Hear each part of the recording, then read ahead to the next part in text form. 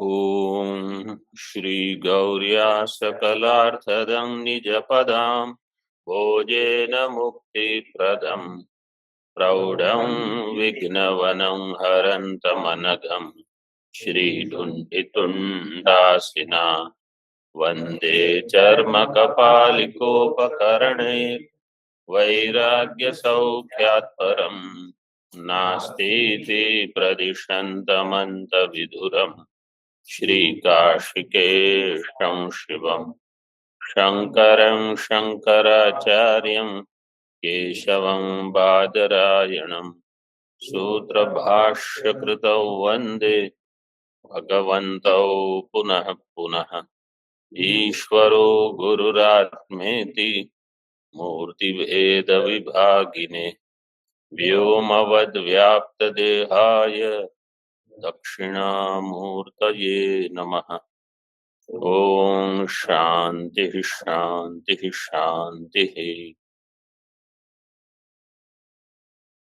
भाष्य में हम देख रहे थे ब्रह्मचोदना तु पुरुषम अवबोधयत्येव केवलम अवबोधस्य चोदना जन्यत्वात् न पुरुषो अवबोधे नियुज्यते। ब्रह्मचोदना जो ब्रह्म प्रतिपादक वाक्य है वह त्वम पद लक्ष्यार्थ ब्रह्म को केवल उसका ज्ञापन कराते हैं, लेकिन वहां उसके बाद कोई प्रवृत्ति में पुरुष का नियोग नहीं होता। न पुरुषे अवबोधे नियुज्यते, इसका अर्थ देखिए टीका में। ननु अवबोध एव विषयस्तत्र, अथवा ननु अवबोध एव विषय, यहां तक प्रश्न तत्र उस विषय में बताते हैं।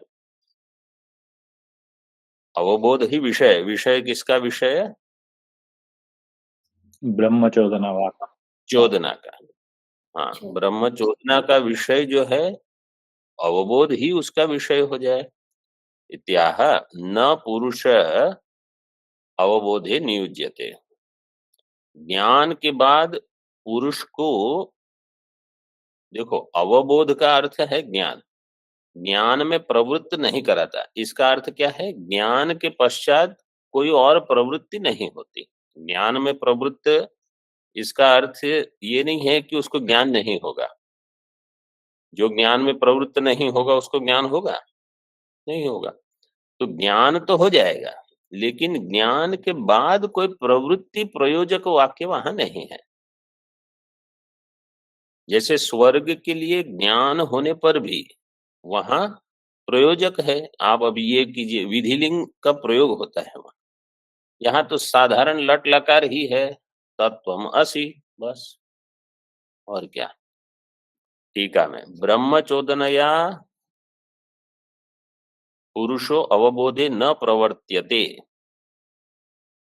ब्रह्मचोदना के द्वारा पुरुष यहाँ अवबोधे न प्रवर्त्यते, मतलब जिसका ज्ञान हुआ उसमें अभी और कोई प्रवृत्ति नहीं है। न प्रवर्त्यते इति अत्र हेतुम पूर्ववाक्येन आह। अवबोधस्य चोदनाजन्यत्वात् न पुरुषो अवबोधे नियुज्यते।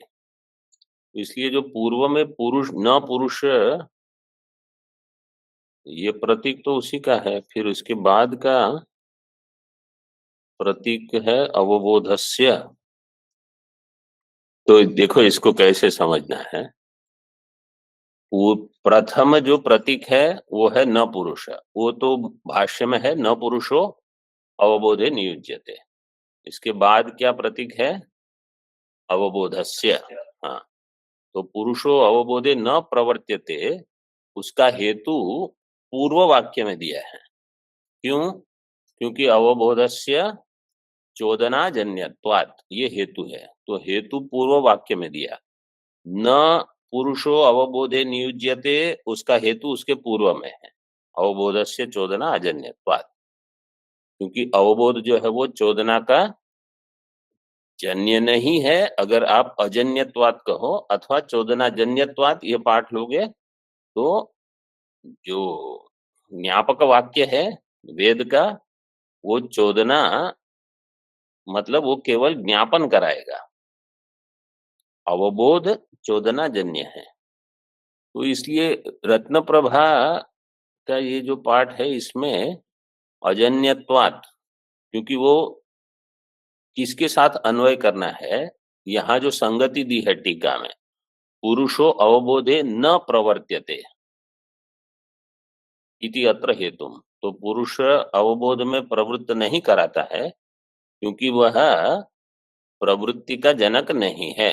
अवबोधस्य चोदना अजन्यत्वात्, ऐसे अन्वय हो जाएगा।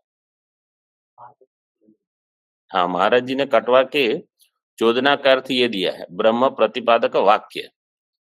तो अवबोधस्य चोदना मतलब ब्रह्म प्रतिपादक वाक्य जन्यत्वात्, वो जो ज्ञान है वो ब्रह्म प्रतिपादक वाक्य जन्य है, ब्रह्म प्रतिपादक वाक्य से ज्ञान जन्य होगा, उतना ही उसका अर्थ होगा। फिर न पुरुषो अवबोधे नियुज्यते, तो केवल आप भाष्य पढ़ोगे तो वहां उसकी संगति लग जाएगी। दोनों तरह से समझना इतना है कि ब्रह्म का जो प्रतिपादक वाक्य है वो प्रवृत्ति में आपको नहीं नियोग करवाएगा, जबकि धर्म के जो प्रतिपादक वाक्य है वो प्रवृत्त करवाएंगे। आगे, स्वजन्य ज्ञाने स्वयं प्रमाणम न प्रवर्तकम इति अत्र दृष्टांतम आह। स्वजन्य ज्ञाने स्वयं प्रमाणम न प्रवर्तकम, अपने जन्य ज्ञान में प्रमाण प्रवर्तक नहीं है, मतलब अन्य कोई प्रवृत्ति की अपेक्षा नहीं रखता, इसका दृष्टांत देते हैं। इति अत्र दृष्टांतम आह यथा अक्षार्थ सन्निकर्षेण अर्थावबोधे तद्वत्, यथा अक्षार्थ सन्निकर्षेण अर्थावबोधे, अक्षार्थ सन्निकर्ष, अक्षार्थ सन्निकर्ष से क्या होगा, प्रत्यक्ष ज्ञान होगा, क्योंकि प्रत्यक्ष ज्ञान की परिभाषा क्या है, इंद्रियार्थ तो इंद्रियार्थ सन्निकर्ष से ज्ञान होगा। वो जो ज्ञान होगा वो कहीं प्रवृत्त नहीं कराता, केवल ज्ञान मात्र से आप घट अस्थि बस, तो वहां कोई प्रवृत्ति का बोधक वाक्य नहीं रहता। फिर मानादेव बोधस्य जातत्वात् जाते च विधि अयोगात् न वाक्यार्थ ज्ञाने पुरुष प्रवृत्ति, मानात एव प्रमाणात एव बोधस्य जातत्वात्, प्रमाण मात्र से ही बोध हो जाएगा, ज्ञान हो जाएगा, बोधस्य जातत्वात्, और जाते च विधि अयोगात्, जैसे ही ज्ञान हुआ फिर इसमें कोई विधि नहीं है, ज्ञान से आप तृप्त हो जाओ। मतलब जिनको समझो ऐसा लगता है कि मुझे ब्रह्म ज्ञान तो हो गया लेकिन तृप्ति अभी तक नहीं हो रही है, तो उनको भी ये समझ लेना है कि जहां ज्ञान से ही तृप्ति, ये है वस्तुतंत्र, और ज्ञान से अगर अतृप्ति रहती है कि ब्रह्म का ज्ञान तो हो गया लेकिन अभी कुछ खाली खालीपन है, जो मैं चाहता हूं ऐसा तो कुछ हुआ नहीं, तो या तो आपकी समझ कुछ गलत है या ज्ञान हुआ नहीं है। आपकी समझ कुछ ऐसी होती कि भाई ज्ञान होने के बाद कुछ ये हो जाएगा वो हो जाएगा, दो सिंह निकल आएंगे, अभी निकल नहीं रहे हैं, तो ये ऐसी कोई आवश्यकता नहीं है। ज्ञान केवल जैसे अहम पुरुषोस्मि, ये ज्ञान से आपको और कुछ होने की आवश्यकता नहीं है। इसी प्रकार अहम ब्रह्म अस्मि, ये ज्ञान और कुछ करने की अथवा और कुछ विशेष इसमें हो जाए ऐसा कुछ नहीं है, केवल ज्ञान मात्र, और ज्ञान से ही आप संतुष्ट है, क्योंकि इस ज्ञान से सभी कामनाओं की निवृत्ति, सभी वासनाओं की निवृत्ति, सोष्णुते सर्वान कामान सह ब्रह्मणा विपश्चितेति, समस्त कामनाओं की पूर्ति हो जाए इस ज्ञान से। अगर नहीं हो रही है, इसका अर्थ है कि अभी हमको ब्रह्म शब्द का अर्थ ठीक ठीक समझ में नहीं आया है। जाते च विधि अयोगात, जाते बोधस्य जाते विधि अयोगात न वाक्यार्थ ज्ञान है पुरुष प्रवृत्ति, फिर वाक्यार्थ ज्ञान में पुरुष की कोई प्रवृत्ति नहीं होती। तथा च प्रवर्तक मानमेयो धर्म उदासीन मानमेयम ब्रह्म, ये भेद बता दिया आप सीधे। प्रवर्तक मानमेयो धर्म, इसमें समास विग्रह कैसे करोगे? प्रवर्तक मानस्य मेयः धर्मः। और प्रवर्तक और मान में क्या समास करोगे? प्रवर्तकम च तत् मानं च इति प्रवर्तक मानम, नपुंसकलिंग है मानम इसलिए, और तस्य मेयो प्रमेयो धर्म, उसका उस प्रमाण का जो प्रमेय होगा वो होगा धर्म। तो धर्म जिस प्रमाण का प्रमेय है वह प्रमाण कैसा है? प्रवर्तक। प्रवर्तक मान, हर धर्म जिस प्रमाण का प्रमेय है वह प्रमाण कैसा हुआ? प्रवर्तक। और ब्रह्म जिस प्रमाण का प्रमेय है वह प्रमाण कैसा है? उदासीन। तो देखो वाक्य कैसे, एक बार अगर समझ में आ गया ना आप वाक्य की रचना कैसे करोगे, तो ये सब जितना ग्रहण होता है उतना सरल हो जाएगा। उदासीन का अर्थ क्या है? अप्रवर्तकम, जो प्रवर्तक नहीं है वही। तो वास्तव में प्रमाण जो होता है वो प्रवर्तक नहीं होता, लेकिन मीमांसकों की समझ में जो वेद प्रमाण है वो प्रवर्तक ही है, इसलिए ये भेद है। प्रवर्तक मान में यो धर्म, उदासीन मान में यम ब्रह्म इति जिज्ञास्य भेदात। तो जिज्ञास्य में भेद हो गया। जिज्ञास्य है धर्म और ब्रह्म, लेकिन उनमें भेद कैसे हो गया? क्योंकि धर्म जो है वो प्रवर्तक मान का मेय है और ब्रह्म है वो उदासीन मान का मेय है, इसलिए जिज्ञास्य भेदात न तन मीमांसयो हो क्रमार्थो अथ शब्द इति भाव। इसलिए ये सारी मीमांसा किस लिए चल रही थी?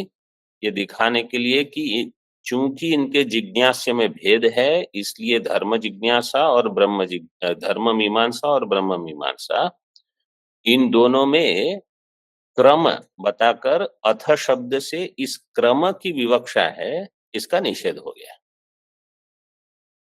क्रमार्थो अथ शब्द न इति भाव। तो अब अथ शब्द का क्या अर्थ रह गया? निष्पन्न हो गया आनंतर्य। अभी इसको फिर से बताएंगे। एवं अथ शब्दस्य अर्थांतरा संभवात आनंतर्य वाचित्वे सति तदवधित्वेन पुष्कल कारणम वक्तव्यम इत्याह। इस प्रकार से अथ शब्द का अर्थांतर संभव नहीं है, मतलब कोई अन्य अर्थ जिसमें एक अर्थ था अर्थांतर भी तो लेकिन कोई अन्य अर्थ, अभी तो चार पांच तो निषेध कर दिए इतनी गहरी मीमांसा करके, इसलिए अब आनंतर्य ही उसका अर्थ रह गया। आनंतर्य वाचित्वे सति तद अवधित्वेन पुष्कल कारणम वक्तव्यम। पुष्कल कारण का अर्थ क्या है? असाधारण। जितने हम ऐसे प्रश्न पूछते हैं तो उत्तर कोई कोई तो देते रहता है, लेकिन आपको ये समझना है कि समझो जो 10 प्रश्न पूछे गए एक पाठ में, 10 में से आपको कितने उत्तर ज्ञात हैं। ऐसे नहीं कि किसी ने उत्तर बोल दिया फिर उसके बाद आप बोल के अपनी पुष्टि कर रहे हो, हाँ हाँ मुझे भी पता है, ऐसे नहीं। आपको उसका उत्तर अगर ज्ञात नहीं है, इसका अर्थ है आपको अधिक ध्यान देना है, अगर दे सकते हो तो पुष्कल कारणम, असाधारण कारणम कैसे?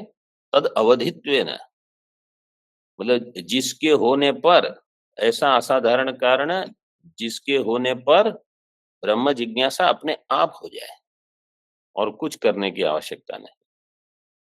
वक्तव्यम इत्याह तस्मात् किमपि वक्तव्यम यदनंतरम ब्रह्म जिज्ञासा उपदिश्यते। भाष्य में देखिए, तस्मात् किमपि वक्तव्यम, इसलिए कुछ ऐसा बताना पड़ेगा, भाष्यकार कहते हैं,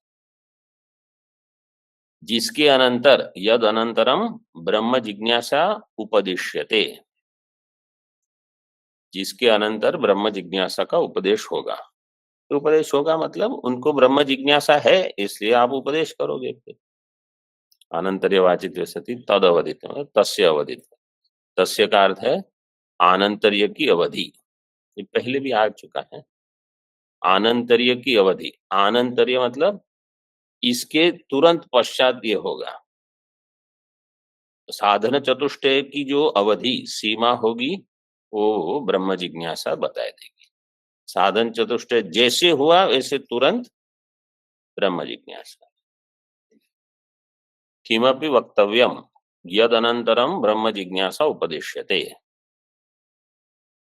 टीका में उपदिश्यते, आगे सूत्रकृता उद्देश्यते। सूत्रकृता तृतीया होगी। केन उपदिश्यते?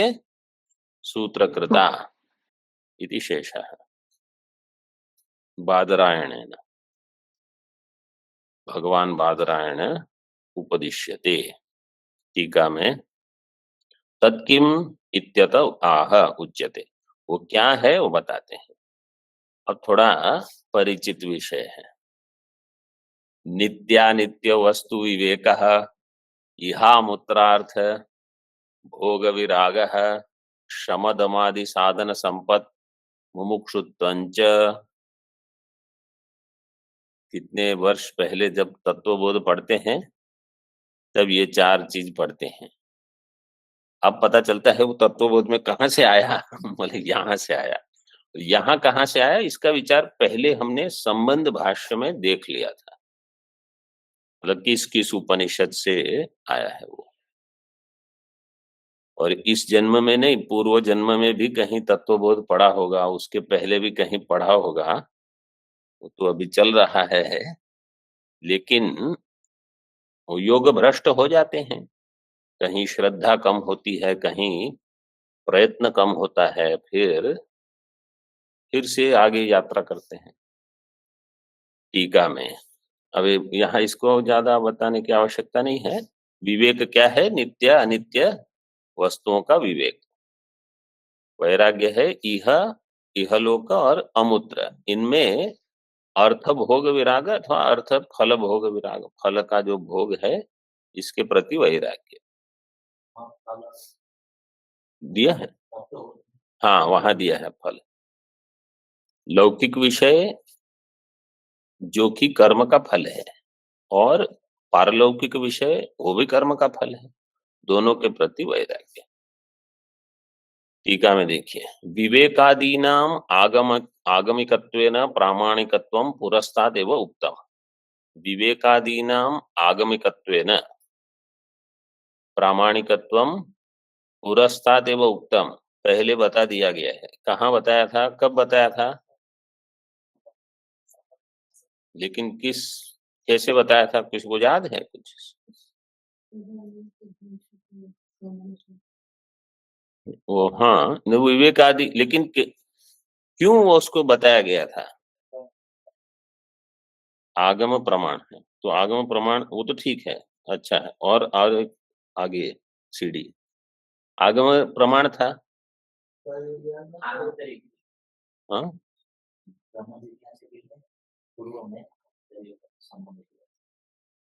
उसके भी पहले। हाँ क्या आप क्या बोल रहे हैं?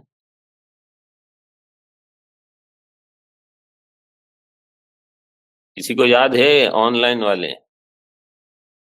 देखो कभी आया था ये, पूर्व पक्ष ने क्या कहा था, अथा तो ब्रह्म जिज्ञासा, इस सूत्र की आवश्यकता क्या है?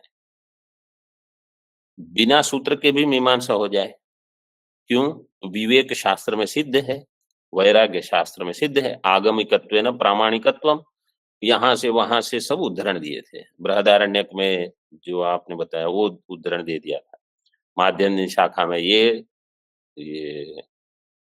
काण्व शाखा में 5 लेकर 6 ऐसे करके सब बता दिया, तो बिना सूत्र के ही ब्रह्म जिज्ञासा हो जाएगी। तो सिद्धांत ने क्या कहा था,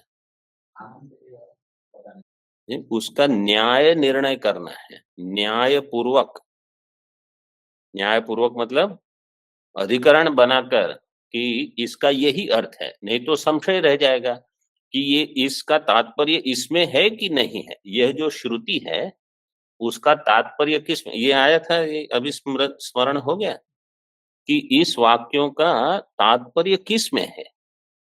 उसका निर्णय जब तक नहीं हुआ तो श्रुति तो है, लेकिन वो स्वार्थ में है कि परार्थ में है वो ज्ञात नहीं हुआ। तो इसलिए उसका निर्णय करने के लिए सूत्र अधिकरण बनाएंगे, ऐसे कहा था पहले। उस संदर्भ को याद कर लीजिए। यहां जब कहते हैं विवेकादीनाम आगमिकत्वेन प्रामाणिकत्वम पुरस्तादेव उक्तम, तो ये पूर्व पक्षी ने कहा था और हमने प्रामाणिकत्व तो स्वीकार कर लिया था, लेकिन इसका तात्पर्य किसमें है, इसका निर्णय सूत्र से होगा। इसलिए तो ये ग्रंथों पर चिंतन करने का अवसर जीवन में बहुत नहीं मिलता। 1-2 बार ब्रह्म सूत्र पूरा पढ़ सकते हैं, बहुतों को एक बार भी श्रवणायापि।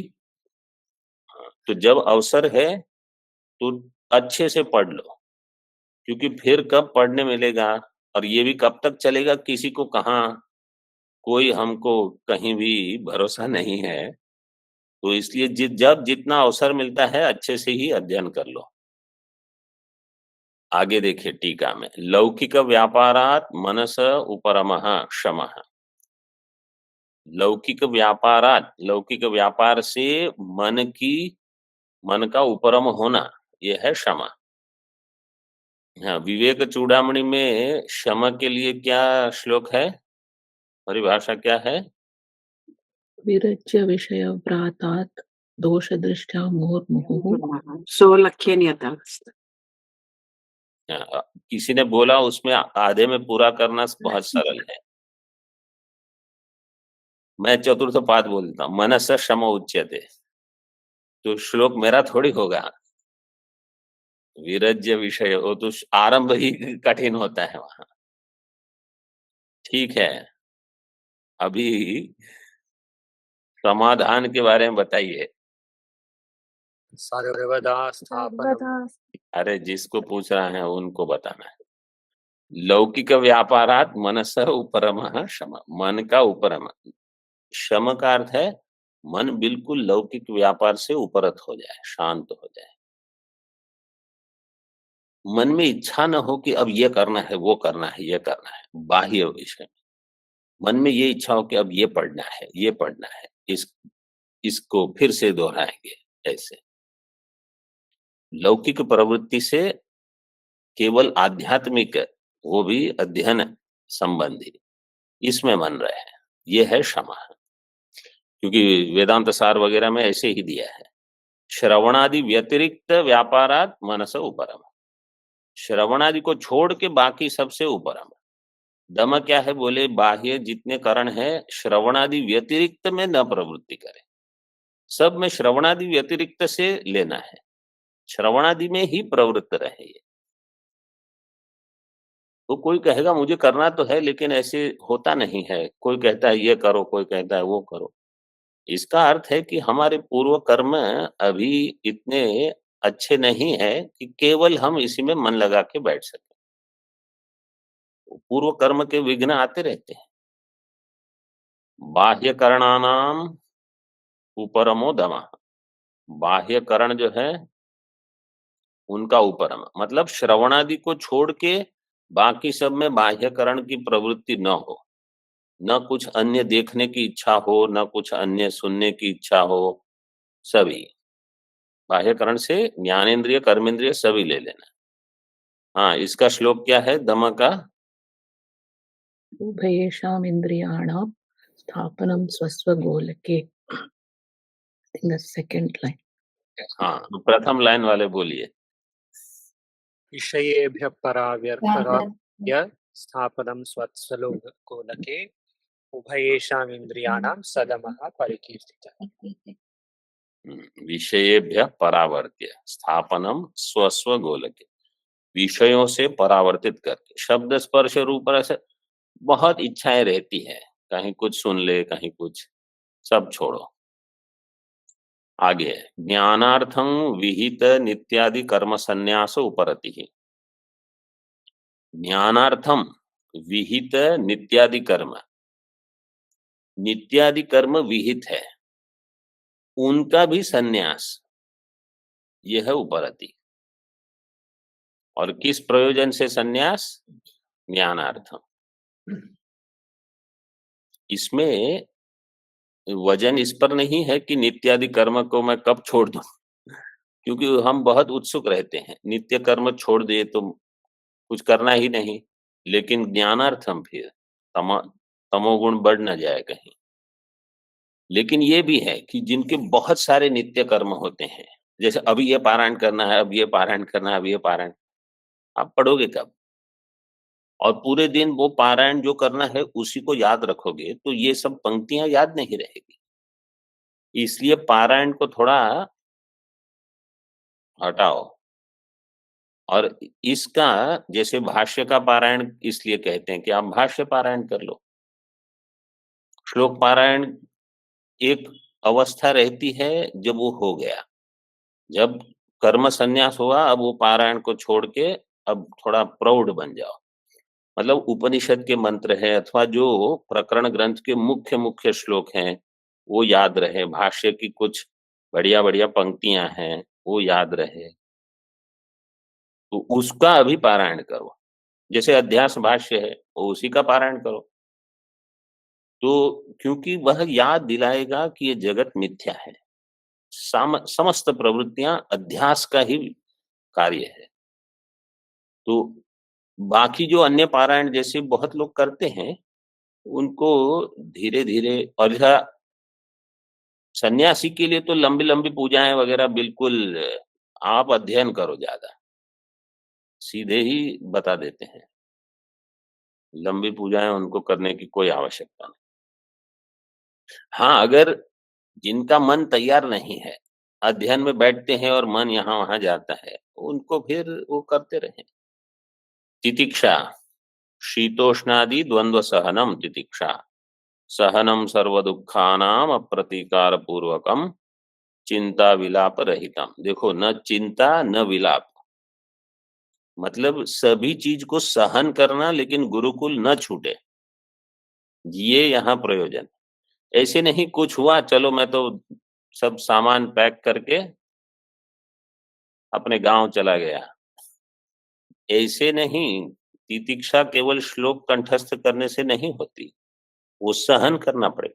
और शीतोष्ण तो फिर भी सहन करना बहुत सरल है, वो मान अपमान इसी को सहन करना, कोई ना कोई डांटेगा ही। क्या है, कहीं भी आप गुरुकुल में जाओ, आपके जाने के पहले वहां 10-15 लोग तो पहले से रहेंगे, वो सब आपसे ज्येष्ठ है, ज्येष्ठ होने से वहां संजात विरोध है। क्या है वो, प्रत्यक्ष को क्या कहता है, असंजात विरोधी। विरोधी। उनका तो असंजात विरोध है और आपका संजात विरोध होगा। तो जैसे ही ये नूतन प्रमाण आएगा, कोई ना कोई कुछ ना कुछ तो कहेगा ही कहेगा, आप ये मत करो, वो मत करो, वहां मत जाओ, ये करो वो करो, सब मुझे कहते हैं। दो ही विकल्प है, या तो तितिक्षा या तो श्रवण आदि का त्याग। और यहां से वहां जाएंगे, वहां भी कोई कहेगा, वहां से अन्य जगह जाओगे वहां भी कोई कहेगा, सभी जगह कोई ना कोई कुछ ना कुछ तो कहेगा ही कहेगा। ऐसा ब्रह्मांड में कोई जगह नहीं है। केवल ब्रह्मलोक में ब्रह्मा जी कुछ कहेंगे नहीं, लेकिन वो कहेंगे अब 32 वर्ष रहो, और पढ़ाएंगे कुछ नहीं। अब कहाँ इतना सामर्थ्य है किसी में, 32 वर्ष चुपचाप केवल सेवा करो, और फिर एक वाक्य कहेंगे, विरोचन को लगेगा हमको समझ में आ गया। ब्रह्मा जी के वहां ये कठिनता है, कम से कम यहाँ रोज पठन पाठन चलता है, तो 32 साल तक कुछ नहीं पढ़ो, केवल करते रहो सेवा, फिर 1-2 वाक्य में उपदेश हो जाएगा। फिर जाते समय वो रोकेंगे भी नहीं, वो केवल जोर से वाक्य बोल देंगे कि आत्मा तो ऐसा है, बस अभी आप जा रहे हो तो जाओ। ऐसा हुआ। वो तो इंद्र को कुछ सद्बुद्धि हुई कि क्या मैंने समझा, वो फिर से आया। आगे बहुत अच्छा 32 साल रहो, और इतना तो सामर्थ्य है नहीं, तो इससे अच्छा ये है कि कोई कुछ कहे तो सुन लो, और उनको कहो कि बहुत आपने कृपा की हम पर, कि आप जो डाँट देते हो, नहीं तो हमारी बुद्धि में तो कुछ समझ में नहीं आएगा। ये लोग भ्रांति में जीते हैं, उनको लगता है कि बिना डाँट पटाक के ही अध्ययन हो जाएगा। ऐसा होता ही नहीं। इस और डाँटते हैं इसका अर्थ ये नहीं है कि वो प्रेम नहीं करते। जो प्रेम करेगा वही डाँटेगा। वो जो चलते हैं रास्ते पर उनको कोई कहता है, जाओ जहाँ जाना है वहाँ जाओ। अध्ययन करना है तो सब होता है। शीतोष्णादि तो केवल प्रतीक है। मुख्य वहाँ मान-अपमान रखिए। जो ये सहन कर सकता है, उनका सब हो जाएगा। ये है तितिक्षा। निद्रालस्य प्रमाद त्यागेन मनस्थिति ही समाधानम। अब यहाँ समाधान की परिभाषा दे दी, मन की स्थिति। निद्रालस्य प्रमाद त्यागेन, निद्रा न हो, आलस्य न हो, प्रमाद न हो, ये सब तमोगुण के कार्य है। बिल्कुल न हो और रजोगुण न हो, क्योंकि मन का शम भी है, तो ऐसे सात्विक मन की जो स्थिति रहेगी, लेकिन वो कहाँ होनी है? ब्रह्म में। सर्वदा स्थापनम बुद्धेः शुद्धे ब्रह्मणि, शुद्ध निर्गुण ब्रह्म में स्थापन करना। वहां दिया है विवेक चूड़ामणि में, न तु चित्तस्य लालनम। लालनम का अर्थ क्या है? पैम्पर। लालनम का अर्थ है अत्यंत स्नेह। चित्त के प्रति अत्यंत स्नेह होकर जो चित्त को चाहिए, जहां चित्त को जाना है, वो सब नहीं करने देना। जैसे बच्चे का लालनम कैसा होता है? वो कहेगा मुझे ये चाहिए, दे दो। वो कहेगा ये ले लो। ऐसा न हो, केवल ब्रह्म में रहे वो। ये है समाधान। श्रद्धा की साधारण परिभाषा क्या है, जो तत्वबोध अथवा विवेक चूड़ामणि में आती है? हाँ, गुरु वेदांत वाक्य। गुरु वाक्य से सत्य बुद्धियावधारणा। यहाँ क्या दिया है? सर्वत्र आस्तिकता, सभी जगह आस्तिक्य बुद्धि हो। तो शास्त्र और गुरु में ही आस्तिक्य बुद्धि में इतना समय लगता है, सर्वत्र आस्तिकता, इसको कैसे समझेंगे? ये विचार कर सकते हैं इन चीजों पर, मतलब आप लोग करिए, अभी मैं ज्यादा इस पर विस्तार नहीं करूंगा। ईश्वर का अगर विश्व रूप समझ में आ जाता है तो सर्वत्र आस्तिकता हो जाएगी, कि ईश्वर ही कुछ निमित्त बनाकर यहाँ बता रहे हैं। ऐसे 24 गुरु जो होते हैं, आता है ना भागवत में, तो इसके यहाँ से भी आप कुछ सीख रहे हो, वहां से भी कुछ सीख रहे हो, सभी जगह से सीख रहे हो। एक कहानी छोटी सुनी थी। एक बूढ़ी माता थी, उसकी एक युवा बच्ची थी, लड़की। दोनों कहीं जा रहे थे जंगल में, पैदल थोड़ा थक गए थे। तो वहां से थोड़े समय बाद एक कोई व्यक्ति घोड़े पर जाके वहीं से आगे निकला। बूढ़ी अम्मा ने कहा कि रुक जाओ, हमको बैठा दो, थोड़े थक गए हैं ऐसे। उसने ना कह दिया। फिर थोड़े आगे जाके रुक गया।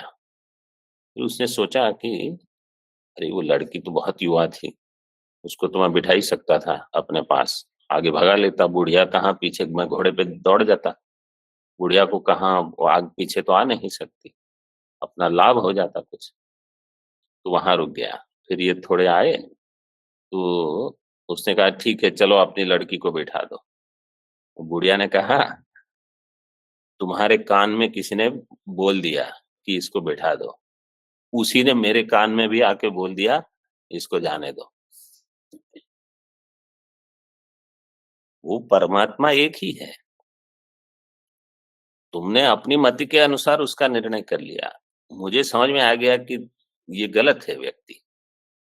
तो सर्वत्र आस्तिकता इसका अर्थ ये है कि सभी जगह से हमको कुछ न कुछ बोध हो सकता है। एतत् षट्क प्राप्ति ही समाधि संपत्ति, ये 6 की जो प्राप्ति है यह है समाधि संपत्ति। अत्र विवेकादीनाम उत्तरोत्तर हेतुत्वेन अधिकारी विशेषणत्वम मंतव्यम।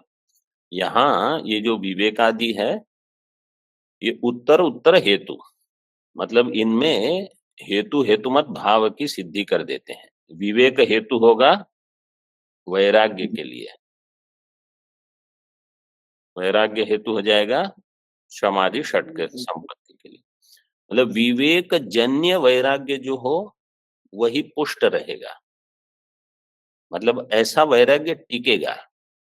जो लोग ऐसा करते हैं ना, 1 साल चाय छोड़ दी और 1 साल 6 महीने ये छोड़ दिया, कुछ वो कर दिया, उतने समय रह जाएगा। जैसे कि अगर हमको कहा जाए चातुर्मास में आप ये मत करो, वो मत करो, तो बोले चातुर्मास से पूरे होने दो फिर देखो। ये मतलब हम सुनते हैं, शबरीमला जो जाते हैं 42 दिन का व्रत रहता है केरल में।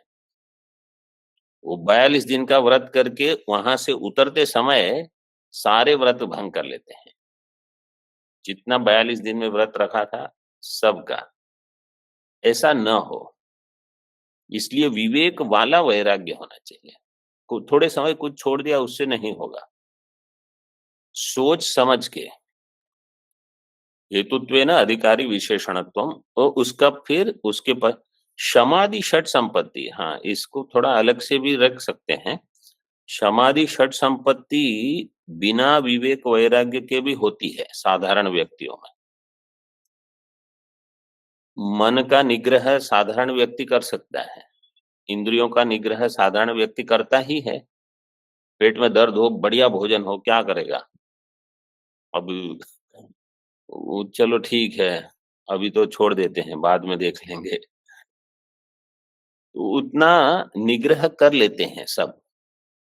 लेकिन वो श्रवणादि के लिए नहीं है, वो निग्रह केवल कुछ काल के लिए है। तेषाम अन्वय व्यतिरेकाभ्याम ब्रह्म जिज्ञासा हेतुत्वम आह।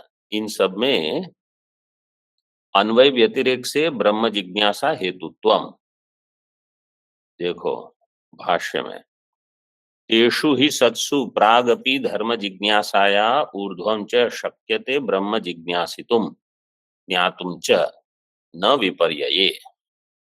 विवेक चूड़ामणि में एक श्लोक है, साधनान्यत्र चत्वारि कथितानि मनीषिभिः।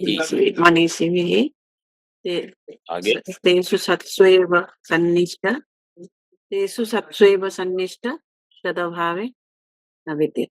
येषु सत्स्वेव सन्निष्ठा यदभावे न सिद्ध्यति। येषु सत्सु एव, ये साधन चतुष्ट, यो ही वाक्य यहाँ दे, तेषु ही सत्सु, साधन चतुष्टय सत्वे ब्रह्मनिष्ठा, साधन चतुष्टया भावे ब्रह्मनिष्ठा न सिद्ध्यति। तो उसी को यहाँ ब्रह्म जिज्ञासा के लिए कहा, तेषु ही सत्सु प्रागपि धर्म जिज्ञासाया ऊर्ध्वं च, ये वाक्य छोड़ दीजिए। तेषु ही सत्सु ब्रह्म जिज्ञासितुम ज्ञातुम शक्यते न विपर्यये, ये व्यतिरेक हो गया। अन्वय व्यतिरेक दोनों बताना है। तो साधन चतुष्टय है तो ब्रह्म जिज्ञासा होगी, साधन चतुष्टय नहीं है तो ब्रह्म जिज्ञासा नहीं होगी। तो धर्म जिज्ञासा है और साधन चतुष्टय है तो ब्रह्म जिज्ञासा होगी, और साधन चतुष्टय है और धर्म जिज्ञासा नहीं है तो ब्रह्म जिज्ञासा होगी, हो जाएगी। इसका अर्थ है धर्म जिज्ञासा जो है वो अन्यथा सिद्ध हो गई, वो हो ना हो उससे कोई फर्क नहीं पड़ेगा। जैसे घट बनाने के समय वहां रासव है कि नहीं, वो उससे कोई भेद नहीं होगा। गुलाल है, मिट्टी है, बस जो आवश्यक है वो घट बना देगा। रासव के होने नहीं होने से घट में कोई भेद नहीं होगा। यहाँ एक प्रश्न है, केवल प्रश्न ये है कि कोई कुतूहल चित्त से कि अच्छा चलो ठीक है, कुछ जरा सुन तो लेते हैं, साधन चतुष्टय न हो। ऐसे ही कोई कुछ सुन लेगा और अच्छे अगर पढ़े लिखे हैं, सुन लिया तो समझ में भी आ जाएगा। समझ में आ जाएगा तो किसी को बता भी सकते हैं, खुद प्रवचन कर देंगे।